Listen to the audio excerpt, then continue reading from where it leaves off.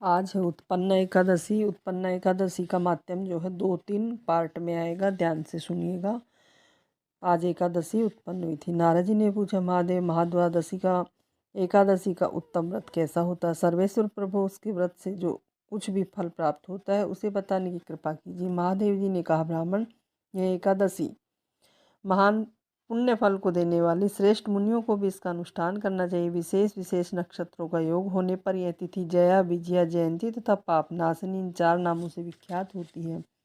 ये सभी पापों का नाश करने वाली है। इनका व्रत अवश्य करना चाहिए। जब शुक्ल पक्ष की एकादशी को पुनर्वसु नक्षत्र हो तो वह उत्तम तिथि जया कहलाती है। उसका व्रत करने मनुष्य निश्चय ही पाप से मुक्त हो जाता है। जो शुक्ल पक्ष की द्वादशी को स्वर्ण नक्षत्र हो वह उत्तम तिथि विजया के नाम से विख्यात होती है। इसमें किया हुआ दान और ब्राह्मण भोजन सहस्त्र गुना फल देने वाला है तथा होम उपवास तो सहस्त्र गुणों से भी अधिक फल देता है। जब शुक्ल पक्ष की द्वादशी हो, रोहिणी नक्षत्र हो, वह तिथि जयंती कहलाती है। वह सब पापों को हरने वाली है। उस तिथि को पूजित होने पर भगवान गोविंद निश्चय ही मनुष्य के सब पापों को धो डालते हैं। जब कभी शुक्ल पक्ष की द्वादशी को पुष्य नक्षत्र हो वह महापुण्यमयी पापनाशिनी तिथि कहलाती है।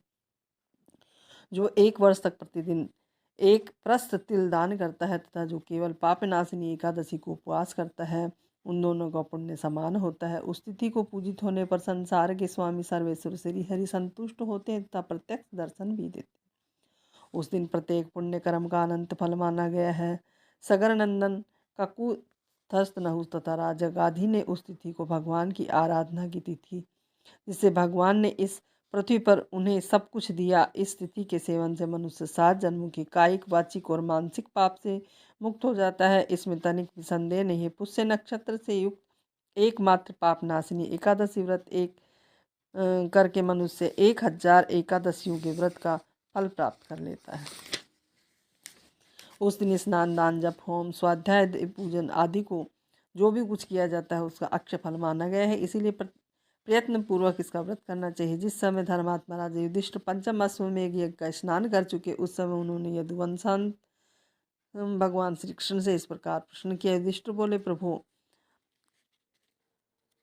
ये जो नत व्रत तथा एक भुक्त व्रत का पुण्य फल क्या है? जनार्दन, यह सब मुझे बताइए। श्री भगवान ने कहा, कुंती नंदन, हेमंत ऋतु में जब परम कल्याण में मार्गशीर्ष मास आए तब उसकी कृष्ण पक्ष की द्वादशी तिथि को उपवास करना चाहिए। इसकी विधि इस प्रकार है, दृढ़ता पूर्वक सुनिए।